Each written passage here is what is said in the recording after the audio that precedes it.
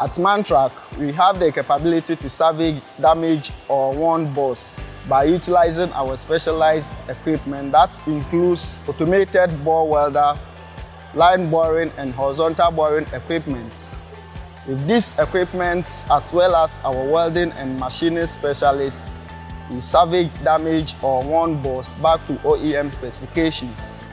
Our salvage capabilities provides competitive price repair options over new or reman parts, extends the lifespan of the components, improves turnaround time, and comes with a 12-month guarantee.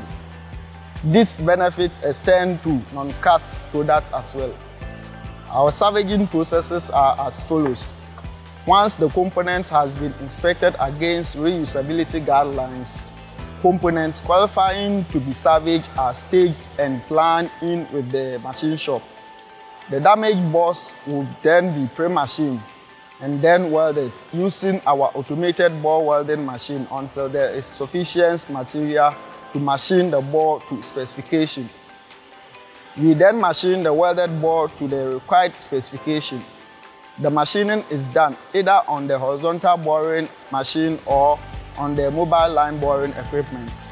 The equipment selection here is determined by the scope of work as well as the size of the components.